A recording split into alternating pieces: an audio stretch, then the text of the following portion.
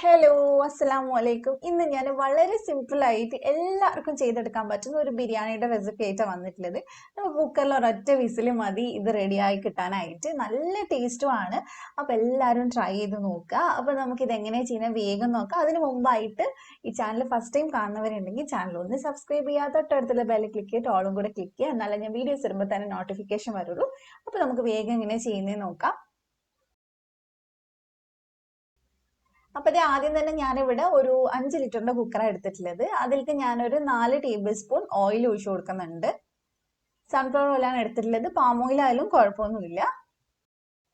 അപ്പൊ ഇനി നമുക്ക് ഇത് ചൂടാവുന്ന സമയത്ത് ഇതിലേക്ക് കുറച്ച് അണ്ടിപ്പരിപ്പ് ഇട്ടിട്ട് ഫ്രൈ ചെയ്തെടുക്കാം. എണ്ണ ഒന്നും പറയുന്നില്ല, നിങ്ങൾക്ക് എത്രത്തോളം വേണോ അത്രയും ചേർത്തെടുക്കാം. ഏകദേശം ഒരു പിടി എടുത്തിട്ടുള്ളത്, ഒരു കുഞ്ഞു പിടി. അപ്പൊ അത് നമുക്കൊന്ന് ചെറുതായിട്ടൊന്ന് ഫ്രൈ ചെയ്തെടുക്കാം. അപ്പൊ ഇത് ഞാൻ ഫ്രൈ ചെയ്തിട്ടുണ്ട്. ഒത്തിരി കളർ മാറുമൊന്നും വേണ്ട. അതിനുശേഷം ഞാൻ ഇതിനകത്തോട്ട് കുറച്ച് ഉണക്കമുന്തിരി ചേർത്ത് കൊടുക്കുന്നുണ്ട്. അതിന്റെ അളവ് പറയുന്നില്ല, നിങ്ങൾക്ക് എത്രത്തോളം വേണം അത്രയും ചേർത്ത് കൊടുക്കാം.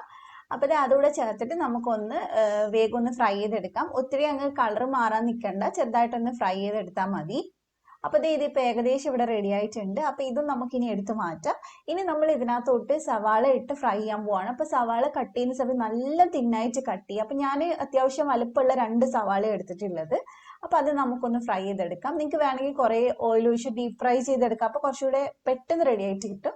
ഞാൻ ഈ എണ്ണയിൽ തന്നെയാണ് ഫ്രൈ ചെയ്തെടുക്കുന്നത്. അതുകൊണ്ടാണ് നമ്മൾ ആദ്യം തന്നെ 4 ടേബിൾ സ്പൂൺ എണ്ണ എടുത്തിട്ടുള്ളത്. അപ്പൊ നമുക്കൊന്ന് തീ ഒന്ന് മീഡിയം ഫ്ലെയിമിൽ വെച്ചിട്ട് പെട്ടെന്ന് ഇളക്കി ഇളക്കി നമുക്കിതൊന്ന് ഫ്രൈ ചെയ്തെടുക്കാം. അപ്പൊ ഇത് നമ്മുടെ സവാള ഇവിടെ ഒന്ന് ഫ്രൈ ആയിട്ടുണ്ട്. ഇത് കൂടുതൽ അങ്ങ് ഫ്രൈ ആക്കണമെങ്കിൽ നിങ്ങൾക്ക് ഇച്ചിരിയും കൂടി ആക്കാം. പക്ഷെ ഞാൻ ഇത്രേ ആക്കുന്നുള്ളൂ. അപ്പൊ ഇനി നമുക്ക് ഇത് എടുത്ത് മാറ്റാം. ദേ ഇപ്പൊ പെർഫെക്റ്റ് കളർ ആയിട്ടുണ്ട്. ഇനി നമ്മൾ ഇത് പുറത്തെടുത്ത് വെക്കുന്ന സമയത്ത് വീണ്ടും ഒന്ന് കളർ ഒന്ന് കുറച്ചും കൂടി ഒന്ന് ഡാർക്ക് ആവും. അപ്പൊ നമുക്ക് ഇത് എടുത്ത് മാറ്റിയിട്ട് ഒന്ന് നിരത്തി ഇട്ട് കൊടുക്കാം ഒരു പ്ലേറ്റിൽ. പിന്നെ നമ്മൾ ഇതിലേക്ക് ഒരു 5 മുട്ട ചേർക്കുന്നുണ്ട്. മുട്ട ഞാൻ കുറച്ച് മുളക് പൊടിയും അതുപോലെ തന്നെ മഞ്ഞൾപ്പൊടി ഉപ്പ് ഇട്ട് മാരിനേറ്റ് ചെയ്ത് വെച്ചതാണ്. ജസ്റ്റ് അതൊന്ന് ഇതിനകത്തോട്ട് ഇട്ടിട്ട് നമുക്ക് ഫ്രൈ ചെയ്തെടുക്കാം. മുളക് പൊടി ഞാൻ ഏകദേശം ഒരു 1/2 ടീസ്പൂൺ ഇട്ടിട്ടുള്ളൂ.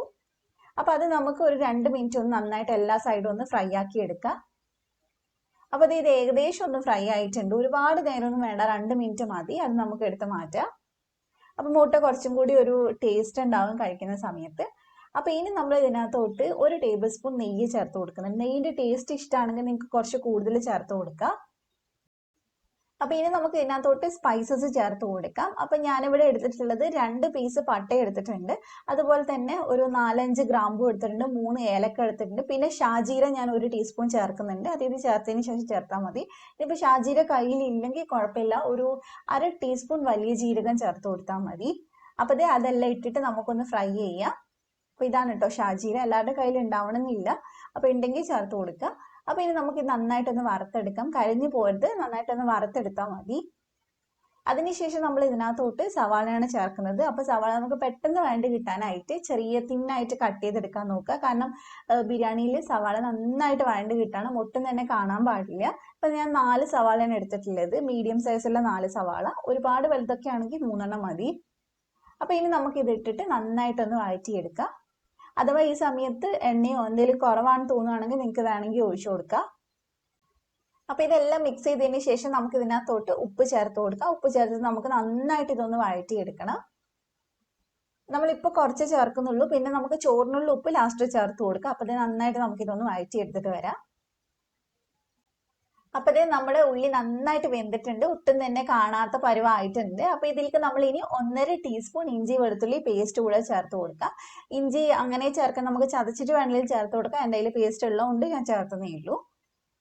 അപ്പൊ ഇത് നമുക്ക് നന്നായിട്ടൊന്ന് മിക്സ് ചെയ്തിട്ട് ഇതിന്റെ ഒരു പച്ചമണം മാറുന്നത് വരെ നമുക്കൊന്ന് വഴറ്റിയെടുക്കണം.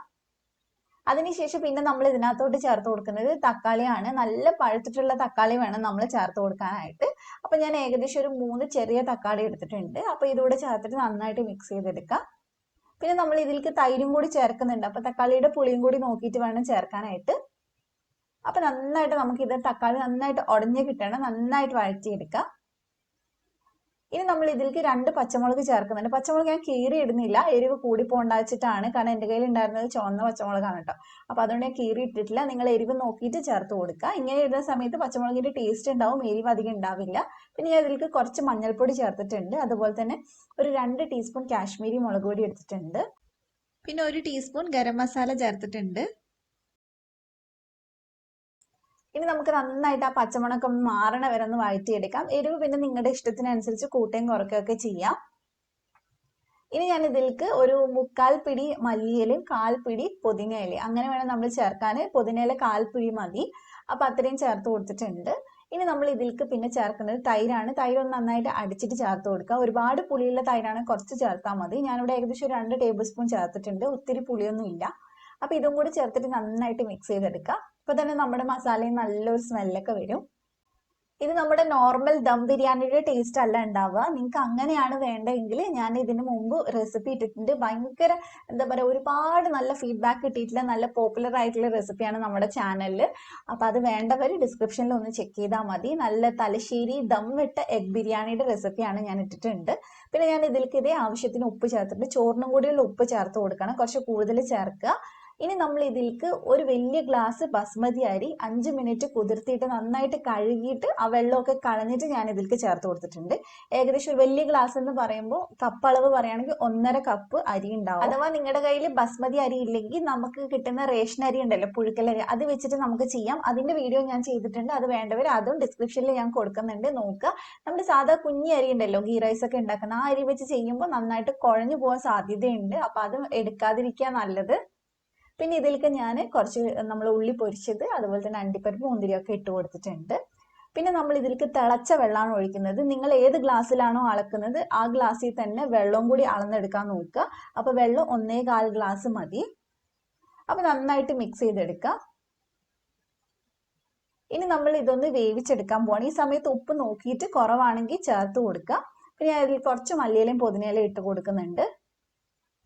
ഇതിന്റെ കൂടെ തന്നെ ഞാൻ കുറച്ച് നെയ്യ് ചേർത്ത് കൊടുക്കുന്നുണ്ട്. ഏകദേശം 1 ടേബിൾ സ്പൂൺ നെയ്യ് ചേർത്ത് കൊടുക്കുക. പിന്നെ നമ്മൾ ഫ്രൈ ചെയ്ത് വെച്ചിട്ടുള്ള മുട്ട ഒന്ന് ഇട്ട് കൊടുക്കുക. അപ്പോഴേ ഞാൻ അതെല്ലാം ഇട്ടിട്ടുണ്ട്. ഇനി നമുക്ക് ഇതൊന്ന് അടച്ചു വെച്ചിട്ട് ഒറ്റ വിസിലേ വേണ്ടുള്ളൂ. മീഡിയം ഫ്ലെയിമിൽ വെച്ചിട്ട് ഒരൊറ്റ വിസിൽ, ഒരുപാട് നേരം വെക്കരുത്, അപ്പൊ അടുക്കി പിടിക്കും. സ്റ്റീൽ കുക്കറൊക്കെ ആണെങ്കിൽ പെട്ടെന്ന് അടുക്കി പിടിക്കും. അലുമിനിയം ആകുമ്പോൾ അത്ര പ്രശ്നം ഉണ്ടാവില്ല. അപ്പൊ നമുക്കിത് ഒറ്റ വിസിൽ വരുന്നവരെ വെയിറ്റ് ചെയ്യാം. അപ്പൊ ഇത് ഒറ്റ വിസിൽ വന്ന് അതിന്റെ പ്രഷറൊക്കെ പോയതിന് ശേഷമാണ് പിന്നെ ഞാൻ തുറക്കുന്നത്. അപ്പൊ ഈ സമയത്ത് ചോറ് നല്ല കുഴഞ്ഞ മാതിരി ഉണ്ടാവും. കാരണം നമ്മൾ കുക്കറിൽ ചോറ് വേവിക്കുമ്പോൾ ചൂട് പോയതിന് ശേഷം വേണം നമ്മൾ നന്നായിട്ടൊന്ന് എടുത്ത് സെർവ് ചെയ്യാനായിട്ട്. അപ്പൊ ഇപ്പൊ നമുക്ക് മുട്ട എടുത്ത് മാറ്റിയിട്ട് ഒരു ഫോർക്ക് വെച്ചിട്ട് ഇതുപോലെ ഒന്ന് മിക്സ് ചെയ്ത് കൊടുക്കണം. ഈ ചൂടുള്ള സമയത്ത് നമ്മൾ തവിയിട്ട് ഇളക്കി കഴിഞ്ഞാൽ മൊത്തമായിട്ട് കുഴഞ്ഞു പോകും. അപ്പൊ ഫോർക്ക് വെച്ചിട്ട് ചെറുതായിട്ടൊന്ന് ഇളക്കിയിട്ട് കൊടുക്കുക. എന്നിട്ട് ഒന്ന് ചൂടാറിയതിന് ശേഷം നമ്മൾ സെർവ് ചെയ്താൽ മതി. അപ്പൊ ചോറൊക്കെ നല്ല വേറെ വേറെ ആയിട്ട് നിൽക്കും. അപ്പൊ ഇതേ നമ്മുടെ ചോറിപ്പോ ചെറുതായിട്ട് ചൂടാറിയിട്ടുണ്ട്. അപ്പൊ ഇനി നമുക്ക് സെർവ് ചെയ്ത് കഴിക്കാം. അപ്പൊ ഇത് ഇപ്പൊ നിങ്ങൾക്ക് കാണുമ്പോൾ മനസ്സിലാവുന്നുണ്ടാവും, ചോറൊക്കെ വേറെ വേറെ ആയിട്ട് കിട്ടിയിട്ടുണ്ട്. അപ്പൊ ഇങ്ങനെ നമ്മൾ കുക്കറിൽ ബിരിയാണിക്ക് വെക്കുന്ന സമയത്ത് ഇത്തിരി ഒന്ന് ചൂടാറാൻ വെയിറ്റ് ചെയ്യണം. ഒരു ഫാനിന്റെ ചോട്ടിലൊക്കെ ഇത്തിരി നേരം വെച്ചാൽ മതി. അപ്പൊ ചോറ് നന്നായിട്ട് സെറ്റ് ആവും. അപ്പൊ എല്ലാവരും ട്രൈ ചെയ്യാം, നിങ്ങൾക്ക് ഉറപ്പായിട്ട് ഇഷ്ടമാവും. നല്ല ടേസ്റ്റ് ആണ്. അപ്പൊ ഞാൻ പറഞ്ഞ പോലെ ഒതന്റിക് ആയിട്ടുള്ള റെസിപ്പി വേണമെങ്കിൽ, നമ്മുടെ തലശ്ശേരി ബിരിയാണി റെസിപ്പി വേണമെങ്കിൽ ഡിസ്ക്രിപ്ഷനിൽ ആ ലിങ്ക് കൊടുക്കുന്നുണ്ട്. അതുപോലെ ബസ്മതി ഇല്ലാത്തവര് റേഷൻ അരി വെച്ചിട്ടും ചെയ്യാം. അതിന്റെ ലിങ്കും ഞാൻ ഡിസ്ക്രിപ്ഷനിൽ കൊടുക്കാം. അപ്പൊ എന്തായാലും ഏതെങ്കിലും ഒരു ബിരിയാണി ഒന്ന് ട്രൈ ചെയ്യാന്നിട്ട് എൻ്റെ അടുത്ത് ഫീഡ്ബാക്ക് പറയാം. അപ്പൊ നിങ്ങൾക്ക് വീഡിയോ ഇഷ്ടമായിട്ടുണ്ടെങ്കിൽ ചാനൽ ഒന്ന് സബ്സ്ക്രൈബ് ചെയ്യുക, തൊട്ടടുത്തുള്ള ബെല്ലും കൊണ്ടൊന്ന് ക്ലിക്ക് ചെയ്തിട്ട് ഓൾ ക്ലിക്ക് ചെയ്യുക. അപ്പോൾ നിങ്ങൾ അതുപോലെ തന്നെ വീഡിയോ ഫ്രണ്ട്സിനൊക്കെ ഒന്ന് ഷെയർ ചെയ്ത് കൊടുക്കാം. മറ്റൊരു അടിപൊളി വീഡിയോ ആയിട്ട് നമുക്ക് വീണ്ടും കാണാം ഇൻഷാ അല്ലാ. Thank you for watching.